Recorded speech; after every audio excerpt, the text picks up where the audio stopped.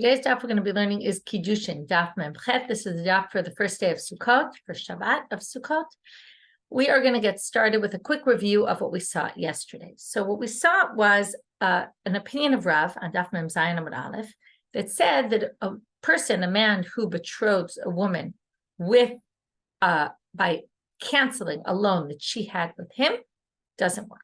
Okay, he cannot do that. Then the Gemara proceeded to suggest, and is going to continue doing that today. Altogether, we're going to have 4 sources that they're going to bring to try to suggest that Rav's opinion here is based on a tannaitic debate. And not everyone agrees. Rav sides with one side, and there's another side to the picture. Each time we bring a source, as we did yesterday, we're going to reject it as a possibility, and in the end suggest that there's other ways to understand that source. And sometimes many ways how to understand that source, that the machloket has to do with either this or that or something else, but not the debate of Rav. So we're in the middle now of this source. There's 2 parts to it, and we're going to get to, we only dealt with the first part yesterday, we're now going to deal with the second part. We're actually going to finish the first part and then move to the second part of the second source of these 4 sources we're going to bring. The Gemara says about 15, 16 lines from the bottom. We're just going to review for a minute from back there and then jump to what we got up to. If he says betrothed, be betrothed to me with an IOU document, or or someone else owed him money and he basically said, I'll give you rights to collect this. So Meir says this works for Kiddushin, and Chachamim say no. After suggesting perhaps this had to do with what Rav said, in the end they reject and they say no. Neither is talking about a case between, okay, let's go back to our people. We have David is the one making the betrothal suggestion. Tamar is the one who's being betrothed. And the loan, we're going to now see, both loans mentioned here have to do with a loan that Moshe owed David. Okay, Moshe owes David money, and David says, listen, I have an IOU for Moshe. I'm going to give it to you. Okay, and then there were 2 cases. What are the 2 cases then? We said the first case is where he gives her, where actually there's a document he has that Moshe owes him money, and he hands that over to Tamar. And the second option is that he just had an oral agreement with Moshe, and he basically writes a document to his future wife-to-be, to Tamar, and says, you can collect that loan. So right now, all we've done is explain the first case. Soon we'll get to the second case. And the question is, what's the debate in the first case? So we're now up to the third option for understanding this debate. So the last option, option number 2, had included this, had to do with this opinion of Rav Papa, and the perhaps the machloket is, do you agree with Rav Papa? Don't agree with him, where Rav Papa had said, if you're going to sell a promissory note to someone else, like let's say this wasn't to get married, but this was David gives the promissory note he has for his loan with Moshe to Yael, or another random person, not someone he's planning to betroth, do you need to write in it, this is a quiet in the document that you give her saying, I'm selling you this other document. There's 2 documents going on. There's the promissory note, and then there's another document he writes that I'm selling this to you. When he sells her the promissory note, does he need to write, this includes everything that is, right, that it is lien to. Okay. So we suggested maybe that was the machloket, and now we're going to say Ibayit Ema. Alternative number 3 is very last line of Mem Zayin Amud Bet. Everybody agrees with Rav Papa. The machloket is about something Shmuel says. What does Shmuel say? Let's go back to our case. David has a loan out with Moshe. Moshe owes him money. David sells this promissory note to Yael, not a betrothal. He just sells it to Yael. Now, what if David decides after he sells it to Yael to cancel the loan and tell Moshe, you know what, you don't actually have to pay me back. This is a bit weird. It's no longer between him and Moshe, but the truth is it is, because Moshe borrowed money from David. And if David wants to cancel the loan according to Shmuel, he can. Tough luck on Yael. And maybe that's part of the risk of buying one of these promissory notes. So they even say, afilu yoresh mochel, even if David's son decides, let's say David dies, his son inherits the IOU, he says, we don't really need to collect it, even though he doesn't really inherit it anymore. That's what's crazy. It's already been sold to Yael. He still has the right to cancel. The Yoresh is just a side point. This isn't really relevant for our purposes. Anyway, let's say the following. Mar it le Shmuel, umar le Shmuel. So one opinion is they agree with Shmuel, and therefore what? Since this loan can be canceled, okay, now whose opinion is this going to match? This is going to match the rabbis who say she's not betrothed by this. Since if you were Tamar and you were getting betrothed by this, getting this promissory note that from David, your fiance, or he's going to be your fiance right now, that Moshe owes him money, knowing that David could cancel that loan, you're not going to agree to get married or betrothed based on that. You might actually end up with nothing. And Mar late to Shmuel, and the other opinion of Rabbi Meir says you are. He said because he holds, of course, David can't cancel the loan. How could David possibly cancel this loan? He thinks David can't cancel the loan, in which case it's a definitive amount of money that you're going to get. Well, close to definitive. I mean, still you're going to have to collect it, which is not always the easiest thing, but you're willing to get betrothed based on that because it actually has value. Ve'ibait ema, fourth and last option to understanding the first part of that braita, the case of shtar chov, which is okay, ibayit ema, alternative number number 4. We're going to have this word ibayit ema multiple times on today's daf, which means if you want, you could say. Everyone agrees with Shmuel. Everyone thinks that you really could cancel the loan, but what? Now we're going to go back to our example. We talked about him selling it to Yael, and then we talked about him betrothing Tamar with it. Now, you might say, what's the difference? There's really no difference.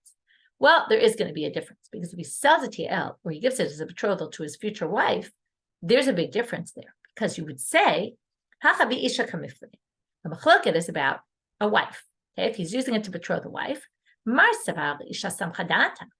the woman is willing to get betrothed based on this. Why? Samchadata, she'll agree because Meimar Amra, she'll say, if he's getting married to me, he's definitely not going to decide to side with Moshe and renege on the loan when I'm his wife. He obviously wants his wife to get the money, whether it's for self-interest or not self-interest, but if he's going to have to choose, right, you always say, choose between me and your friend, hopefully you're going to choose your wife. So he's not going to, she doesn't think in this case he'll ever cancel the loan. Whereas Yael, who's a random woman, maybe he will cancel the loan. I mean, obviously it doesn't make him look good, but still there's a possibility. And Marsaval, Ishanami lo samchadata. This is a very interesting approach. The other one, the Chachamim who say she's not betrothed, right? The first was Rabbi Meir. Chachamim who say she's not betrothed with this says, what's samchadata? She'll never agree to this. The whole issue is she has to agree in the Kiddushin to accept this. She's not going to agree to accept this if she knows that he could cancel the loan. She doesn't trust him yet enough that thinking he's not going to cancel this loan. Okay, so that was our fourth explanation of what could be the debate between Rabbi Meir and the rabbis. Now we're going to get to the second part of that braita. They have a debate in two cases. One is a shtar chov, which is a document of an IOU that we learned now is a document that Moshe owes David, and David wants to use it to betroth Tamar. But b'milva al peh b'mai pligi. The second case we said was an oral loan. They never had a shtar. There was no document. It's not like she gets an IOU, but she gets the rights, right? He's giving her the rights to collect the oral loan that he has with him and Moshe. And b'mai pligi, what's the machloket then? B'de Rav Huna amarav, according to what Rav Huna says in the name of Rav. Amar Rav Huna amarav. Mana li biyadcha tenehu leploni. If, let's say, same people, David goes to Moshe and says, I gave you my item to watch. Instead of returning it to me, give it to Yael. Okay, here it's not for a betrothal, it's just a random case. Give it to Yael. If he did it, if he said to Moshe in the presence of him, Moshe, and Yael, Kana, she acquires that item. Marsaval, so now the machloket is the following. Does that apply to a loan as well, to an IOU, to an oral agreement? What's the difference? Well, a pikadon is something in hand. Moshe has something in his property. Let's say it's a computer that David asked Moshe to watch. And Moshe now has that computer, but it's David's computer. So when he says, David says, give my computer that's in your possession to Yael, it's a done deal if they're all in the room. But if it's a loan where David gave Moshe $100, but now the $100, Moshe used them. Remember, we talked about Milval Hotza'anik. Now he used that money, and now it's a different $100, but it's not a named $100 with his name on it. So, not labeled. So in that case, it might not work b'ma'amad shloshtan, and that's the machlok. Mar savar ki ka'amarav hanemili b'pikadon, aval b'milva lo. So one holds that when Rav said this, he only meant in a pikadon case. It doesn't work in a loan case. So if David wants to say in front of Tamar now and Moshe that the money, the money that Moshe owes him should go to her, it's not koneh at that point because Moshe doesn't have money with David's name on it. It's not such an easy kinyan to say, oh yeah, that was a kinyan. Mar savar lo shna milva lo shna pikadon, and the Rabbi Meir, who thinks that the Kiddushin works in this way, says it doesn't matter whether it's a pikadon or it's a loan. Either which way, it's going to work. So milva al peh, that's the second case. Does it work or not? Is it treated like a pikadon or not? And that would only work, obviously, if they're all three in the room at the same time. So that we actually was the only one we're going to have only one explanation of. Okay, but again, it doesn't relate to our machlok. Nema kittanai, third possibility of a tannaitic debate. That to say again that Rav holds by one side of a tannaitic debate. Hitkachili b'shtar.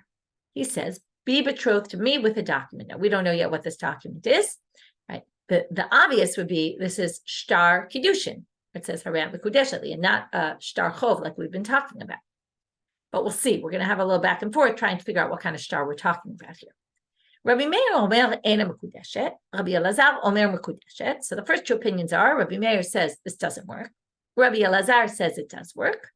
And Chachamim omrim, the rabbis say shamin taniyal. We value, we take make an assessment of what this piece of paper that the document is written on costs. Im yesh bo sheva pruta mekudeshet. It has the value of a pruta, she's betrothed. Im lav ena mekudeshet. No, if not, she's not betrothed. You might remember we said when you betroth a woman with a shtar, it doesn't need to have value, right? The shtar itself doesn't mean anything, it's the words in it. So we're going to have to figure out why he's talking about the value. Hi, shtar hechidam. So now the first question before we even do anything with this source is try to figure out what kind of shtar are we discussing. If you're going to say, now they don't suggest what I suggest first, which is they assume, well, first of all, if it was a shtar kiddushin, it should work. There should be no reason why it wouldn't work. So therefore, they go in the other direction. Shtar must be a shtar chov, a promissory note. If it's a promissory note from someone else, like from Moshe, now what would the previous source say? Rabbi Meir said this works. What does Rabbi Meir say by us? It doesn't work. So, kasha to Rabbi Meir to Rabbi Meir. Doesn't make any sense. If it's a promissory note from someone else that this bright is talking about, then it's the exact same case as the other case, the previous, and they say the opposite. Can't possibly be. No, they say that Rabbi Meir says in one place yes, in the other place no, that can't be. Ella, so option number 2, Ella b'shtar chov dida. It must be. It's a promissory note that she has with him. That's our classic case, that he wants to betroth her by canceling the loan between him and her.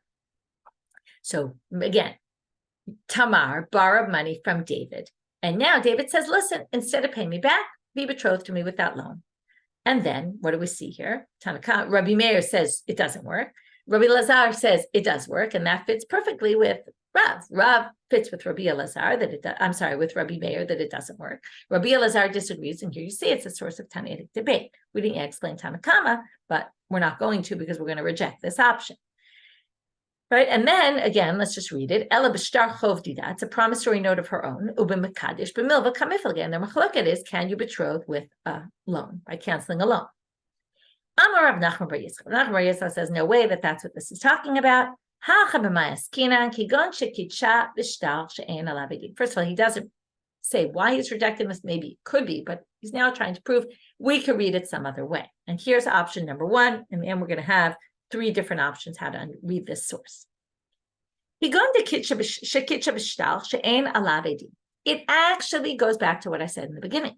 It's Kiddushin b'shtar with a document. It says, Harat mekudeshali, right? You're betrothed to me. But what happened? There were no witnesses that signed on it. You might remember from Masechet Gittin, if you learn Gittin, there's a big machloket all throughout Masechet Gittin. When it comes to a divorce document, the get, which are the edim that are important? Rabbi Meir says it's the Eidei Chatima. It's the ones who sign on the get. That's the most important. According to Rabbi Elazar, notice these are the same people arguing here. It's the Eidim who witness the document being passed over to the woman. So you could say it's the same machloket here. Rabbi Meir l'ta'amei da'amar Eidei Chatima karte. We now have a document that's Harat mekudeshali, but no Eidim signed. Rabbi Meir says a document's only good if Eidim sign it. No witnesses signed, this is no good, and that's why she's not betrothed. Rabbi Elazar l'ta'amei, he goes with his approach, da'amar Eidei Mesira karte. We don't care that you don't have Eidim, as long as it was given with Eidim, which we assume it was. He gave it to her in the presence of witnesses. Then that's plenty. We don't need more than that. The betrothal is valid. The Rabbanan, now why are they in between? Misabgalehu, Ika Rabbi Meir, Ika Rabbi Elazar. They actually don't know. Is it Rabbi Meir? Is it Rabbi Elazar? And therefore, Hilkach Shamina Taniel. So what do they say? We can't go by that. So maybe though we could at least put this in the category of Kiddushin Bekesef, because he gave her something worth something. So if it's, what did we say about Kiddushin Bekesef? It has to be Shavapruta. In Yeshbo Shavapruta, if they use fancy paper and it has the value of a pruta, then great. Mekudeshet. In love and a Mekudeshet. But if not, then she's not betrothed. So that's option number one to understand the machlok. Option number two. Again, these are all options to say this has nothing to do with Kiddushin B'shtar. Kiddushin B'milveh, right? Betrothal with canceling a loan. Ibai Dema, Kegon Shekatavo Shelo Lishma. Maybe it was a Kiddushin document that was written for somebody else with the same name, betrothing a woman with the same name. There was another David and another Tamar that were getting married. And he found that they decided not to get betrothed. He took the document and he gives it to Tamar to say, betroth me with this. Does it work or does it not work? Well, it depends if you hold or not, like Rish Lakish. Debai Rish Lakish. Rish Lakish asked the following question. We saw this already on Daf Tet in our Masechet. Shtar erusin shekatavo shelo lishma mahu.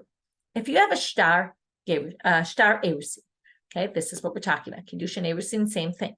That was written not for the sake of this man and this woman, right? Either maybe for him, but not for that woman, or for her and not that man. Well, what do we do with it? Does it work or not? Now, why would you think it would work? Why would you think it wouldn't? Do we compare going out of the marriage to going into the marriage to going out of the marriage? Meaning, everybody knows that when it comes to get, you have to have it. It has to be written for this man and for this woman. You also need the shma for going into the marriage. Oh, Dilma, and that would be Rabbi Meir. Rabbi Meir says you need havaya l'shma, and therefore this doesn't work. Oh, Dilma, havayot lahadandi makshinan, or maybe you learn kiddushin b'shtar, not from erusin b'shtar.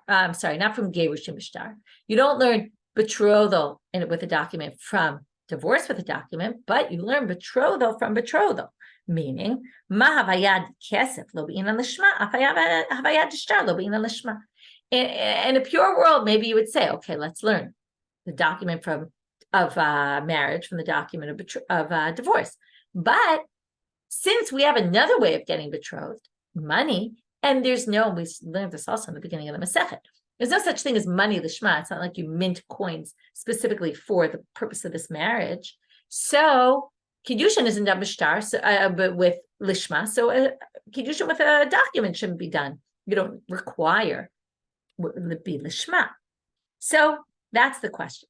Better to learn one from the other because they're in the pasuk together, and therefore learn marriage from divorce. Remember, we've seen this a number of times. She went out and then becomes betrothed to someone else. She goes out of the marriage and then is betrothed. Those two are juxtaposed. Or do we say, no, if it's a choice, we'd rather learn Kiddushin from Kiddushin than Kiddushin from Gerushin, even though both of them are b'shtar. So now they say, Batar Debaya Hadran Pashta. Well, after Rish Lakish asked this question, he answered his own question. Okay, he basically said, we actually do learn it from divorce. It has to be lishma if you're going to write it on the document. To which we're now going to say, Mar Lakish, Rabbi Meir, who said this doesn't work. He holds like Rish Lakish, it doesn't work because it's not lishma. Umar later Rish Lakish, and the other opinion, Rabbi Elazar says we do hold like Rish Lakish, and then you'd have to say the same as before with the rabbis. They're not sure who to hold by. So they basically say, forget the shtar. We don't know if this works or not. Let's just go by, does it have value? Can we say that at least he was betrothing her with the value of the shtar? And if not, not. The Ibayit Ema, third possibility here to understand the machloket here. No, they all hold like Rish Lakish. It needs to be the Shema. That wasn't the issue here. So each time we do this, we give a different ukimta, a different explanation of what was actually the case. He wrote it lishma, and without, so it was lishma, was for her, but shalom midata. He didn't tell her. This also we saw in the beginning of the Masechet on Daf Tet. He didn't tell her he was writing it. There's a whole question: can a husband write a marriage document, a betrothal document, without the wife even knowing that he's writing it. Obviously, she has to know when she accepts it, but does she have to know before it's even written? And now we're going to say, Ubeplukta de Ravina, Rava Ravina, Rav Ashi, Rav Shchevia kamiflage. There's a machloka between Rav and Ravina on one side, Rav Papa and Rav Shchevia on the other side about this issue specifically, as we saw in Daf Tet. The Itmar, as it said, Ktavo Lishma Vishalom Midata. That exact case, Rav Ravina Amri Mikudeshet, which matches Rabbi Elazar. She is betrothed. Rav Papa Rav Shchevia Amra Eina Mikudeshet. They say she's not betrothed. So we have three possibilities to understanding the case. Either he did it with a document that didn't have witnesses, or it was lo lishma, or it was lishma bat shalom midata. She didn't know it was being written. And then each time it fits into a different machloket that we already know about. Option number 4, source number 4. We're now going to try another way to say that what Rav said in the machloket tannaitic. Nema kehane tonight. Let's say it's like this, like these tannaitic opinions. Did time. She's got raw gold, and she says to him, listen, I'm going to give you, he's a goldsmith or a jeweler, or he makes jewelry. She says, I'm going to give you my gold, and I want you to make me a bracelet, a nose ring, a regular ring, and when you give it back to me, I'll be betrothed to you with that. Okay, now this is a little similar to a loan. We'll see why in a minute. As soon as he makes them, she's betrothed. Divrei Rabbi Meir. Chachamim say she's not betrothed until the money comes to her hands. What money? Well, one possibility is to say, notice the language. Rabbi Meir says as soon as he makes the item, even doesn't give it to her, she's already betrothed, which seems ridiculous. How could that possibly be? And therefore, that can't really be what this means. And the rabbis are saying, no, she actually has to get the item, and when she gets the item, she'll be betrothed. That's very hard to say that Rabbi Meir really thinks that. I think about when you give something to a store, you give it to a dry cleaner. They might clean it, but it doesn't help you unless you take it. So it'd be weird that she would be betrothed without actually having gotten it back. So anyway, the Gemara is going to say, hi, mamon hechidami. What mamon, what financial thing are we discussing here? If we're talking about that money, meaning the jewelry,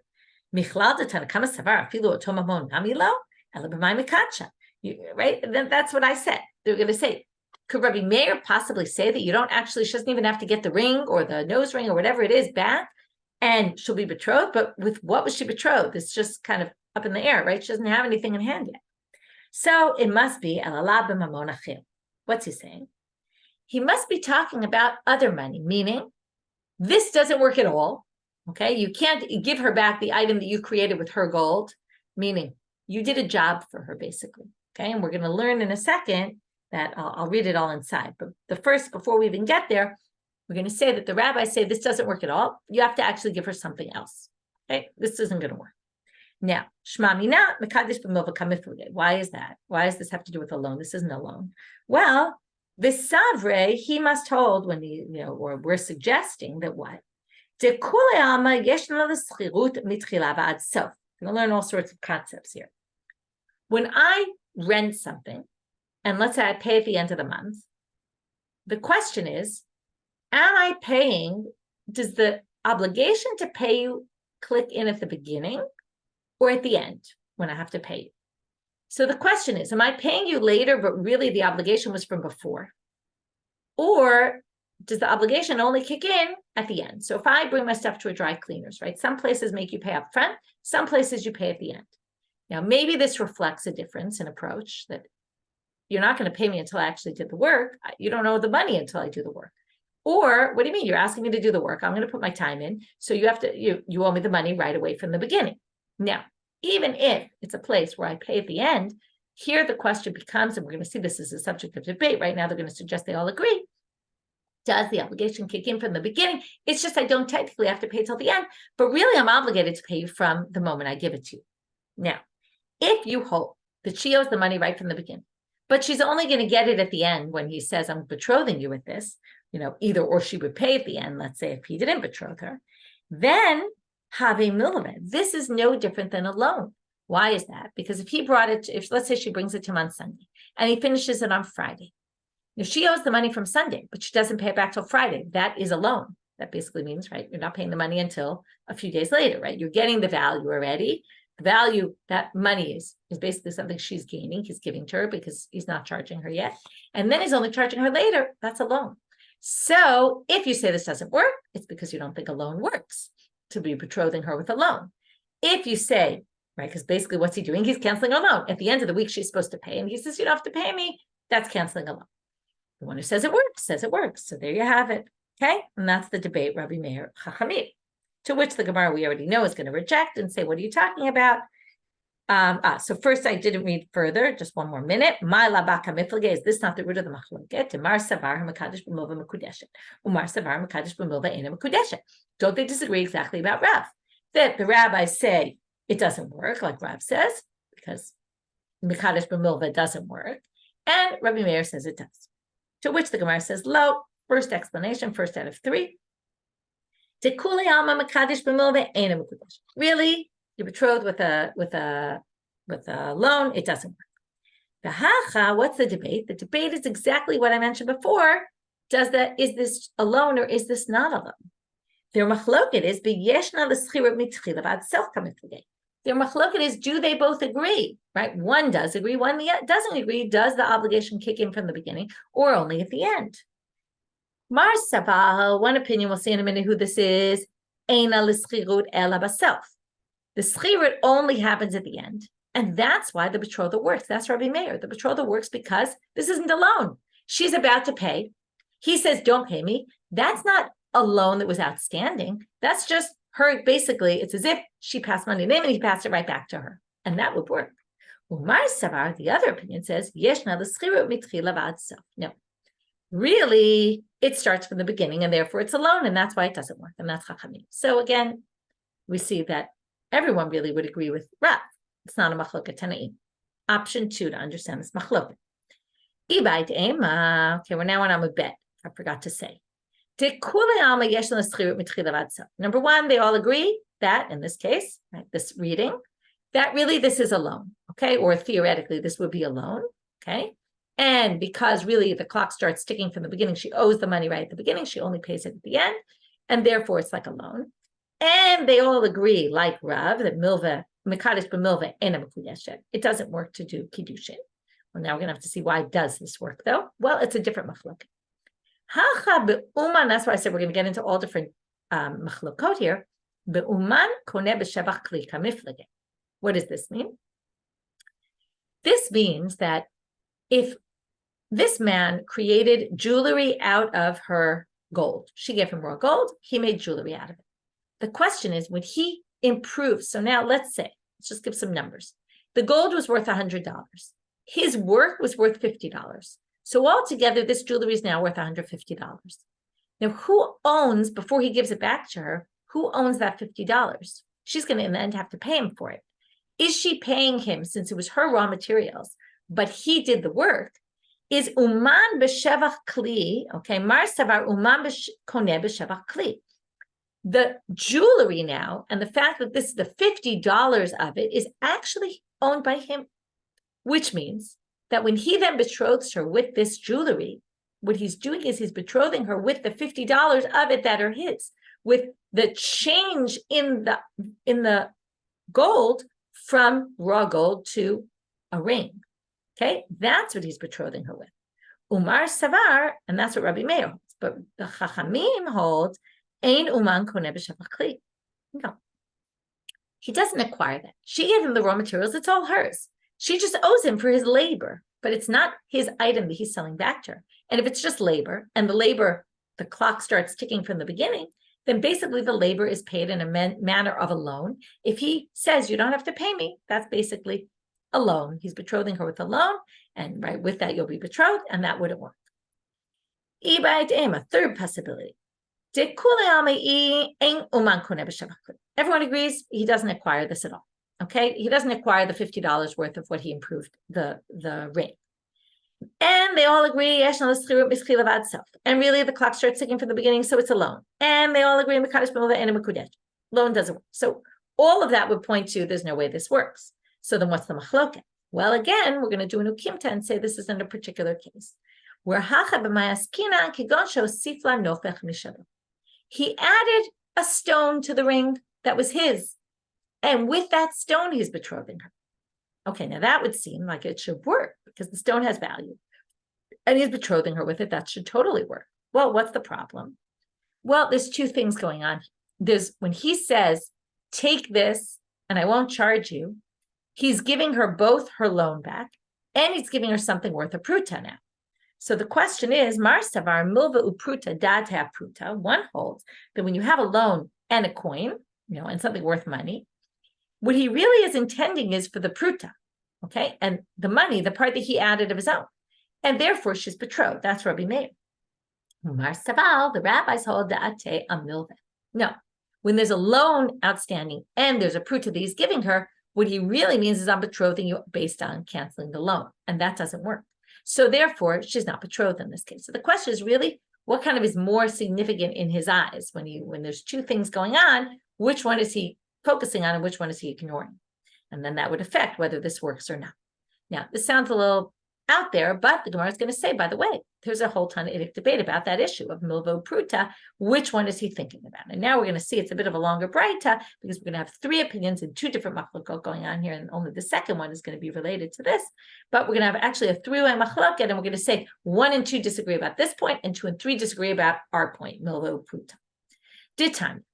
If he says I'm betrothing you with, okay, David did work for Tamar and now says she hasn't paid him yet. That was from last week. And he says to her, listen, you owe me money from last week. Instead of paying me, I'll be betrothed with that money. And a mekudeshet. That doesn't work because that's basically a loan. Because forget about what you say about tchilavad self. Either which way, the loan was over last week. So time has passed since she's owed him the money, and therefore it's like a loan. And that doesn't work. But if she says with money, if he says, David says, you'll be betrothed to me, Tamar, with work I plan to do for you next week. And I basically won't charge you for it. Okay, I'll comp you. Okay, and with that, you'll be betrothed. Then mikudesh, that works. Why?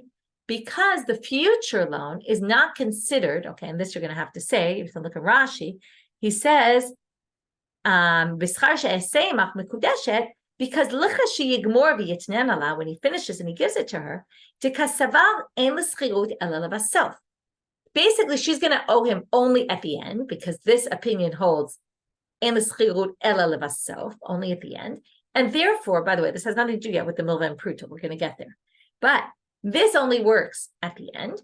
And therefore, when he's talking about a future one, when the time comes that she's supposed to pay, that basically will be her betrothal, and it's not a loan because it hasn't happened yet, and he doesn't know the money. She doesn't know the money yet. And when she does know the money, it'll be at that moment. It won't be, since he holds that Shiur only starts, the responsibility to pay only kicks in at the end. Then at that moment, it'll be her gift. Rabbi Natan Omer,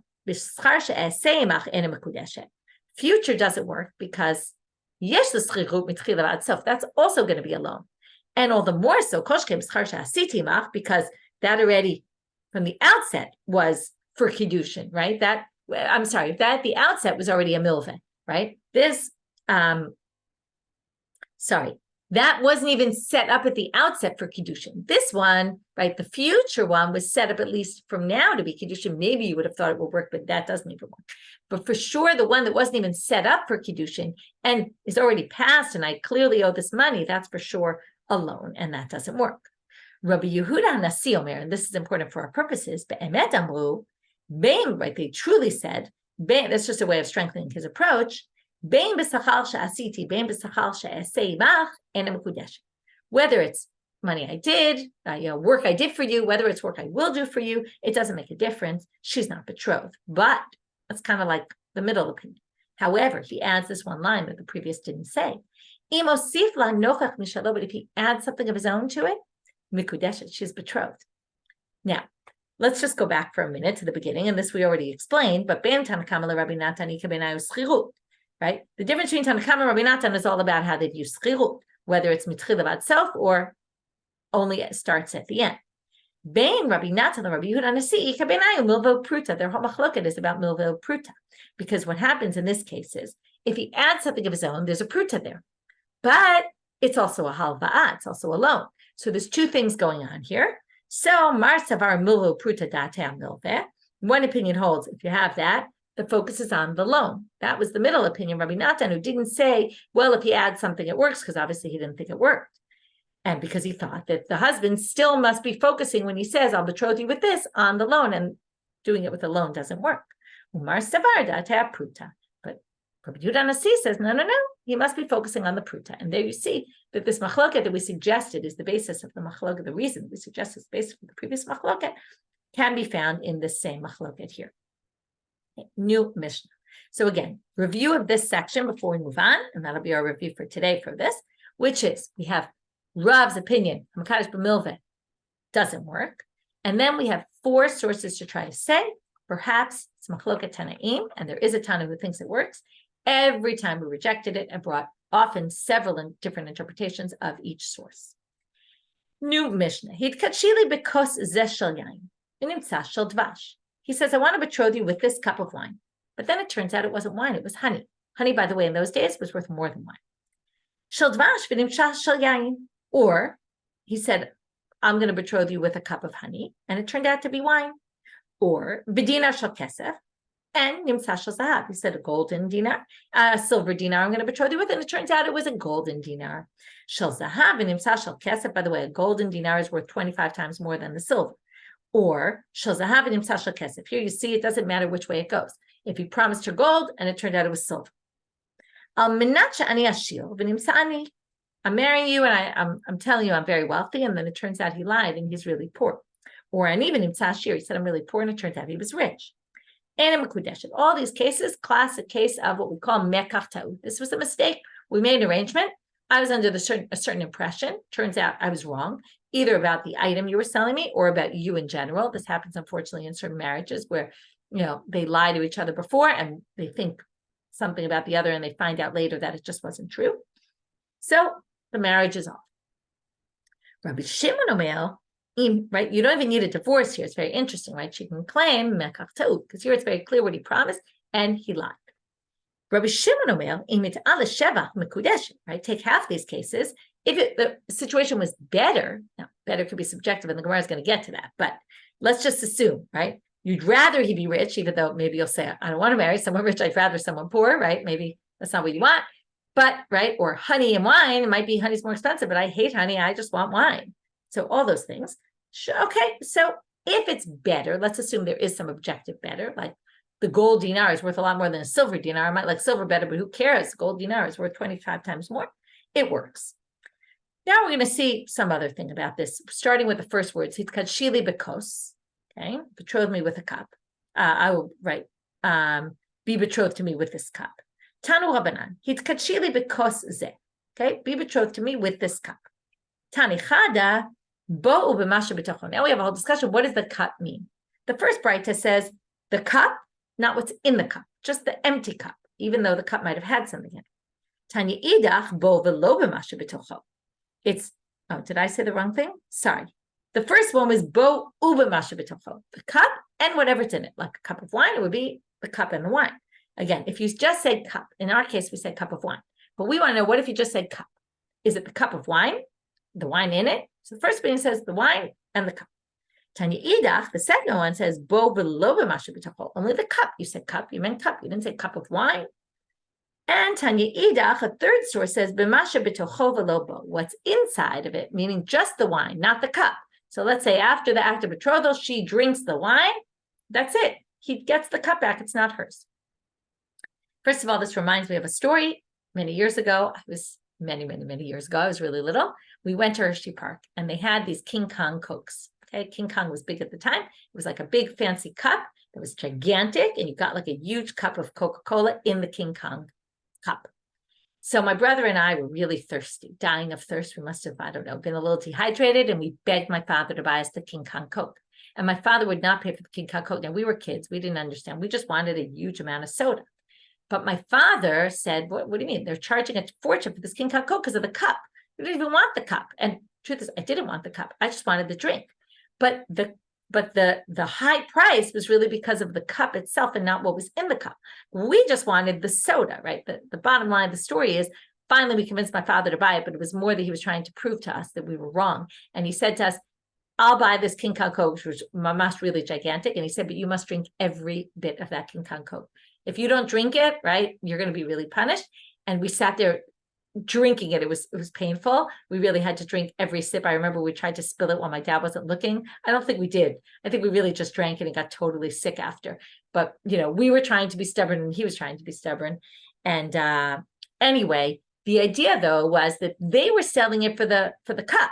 We were buying it for what was inside it. So you could see how, and my father, I think, thought that we were just trying to get the cup, but we weren't. So you can see that sometimes there could be a misunderstanding about which part you're actually interested in. Anyway, now the Gemara says lo kasha. There's actually really no debate here. Habamaya, habacham, habatzira. It depends what's in the cup. This is very interesting. So those three opinions, it's not a debate, like I said, about what you might think, although it could be. But they say it depends what's in the cup. If it's water in the cup, then obviously you only want the cup. You don't really care about the water. It's not worth anything. If it's wine, then obviously you care about the wine and you don't care about the cup. If it's brine, like fish brine, which is tsiara, that's something that you leave in a cup for the long term because you only use a little bit at a time. A cup of wine, you're going to drink the wine. So you obviously meant just the wine.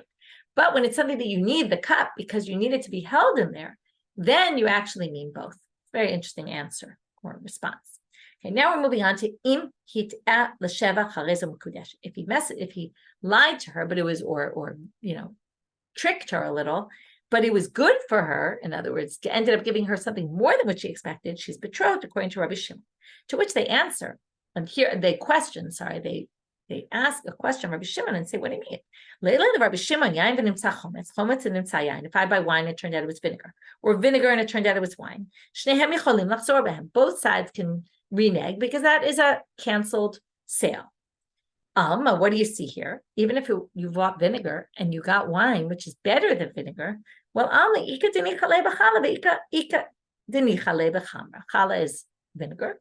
Some people prefer vinegar and some people prefer wine. I might have spent my money on the vinegar and maybe gotten something more expensive, but in the end, either I like vinegar better or I didn't want wine. I needed vinegar. So I don't want this sale.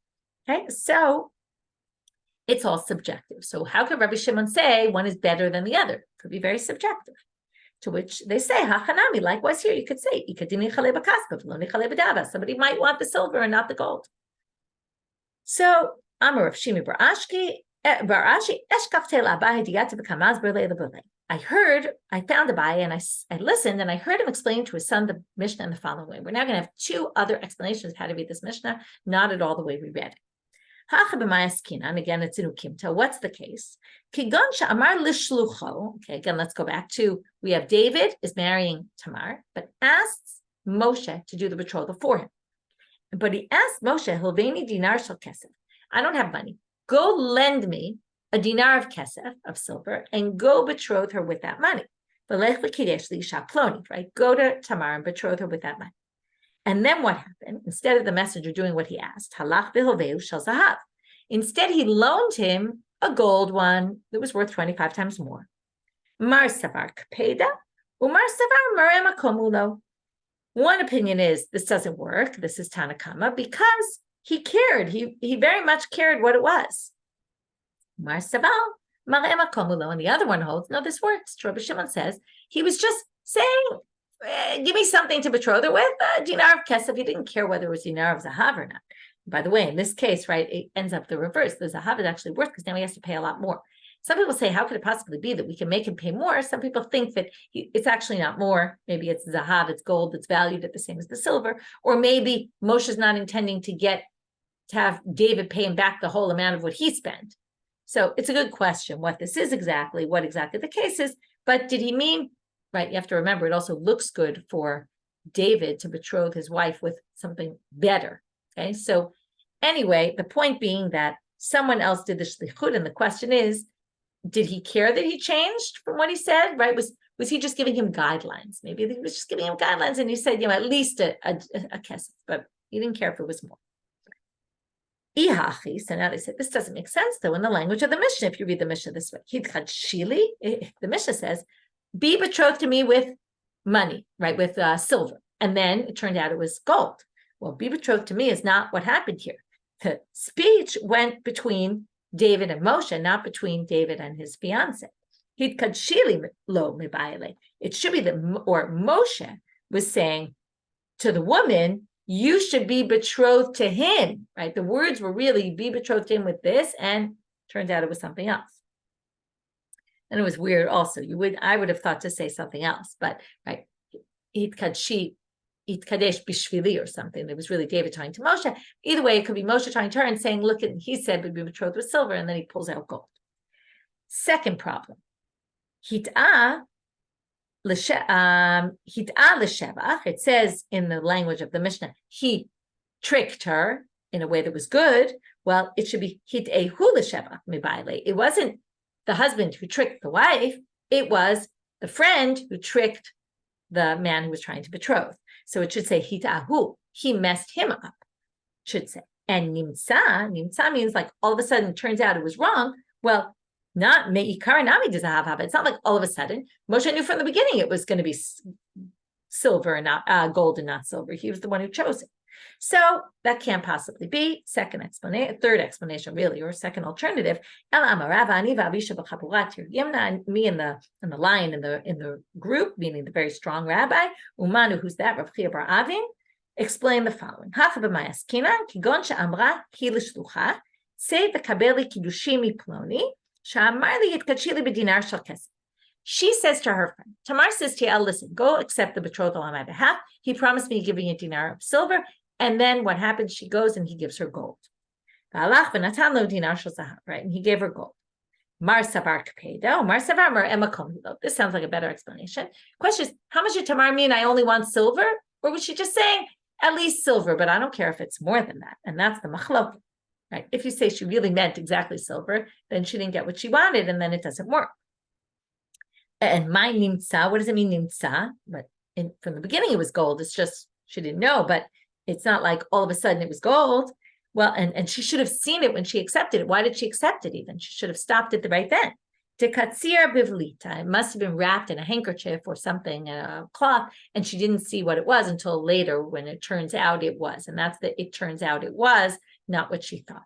Okay, and does it work or does it not? That's the machloka between them. So we had a third explanation now of how to understand our Mishnah of this machloka between Rabbi Shimon and the rabbis. With that, we'll end for today. Wishing everybody a Chag Sameach and a Shabbat Shalom.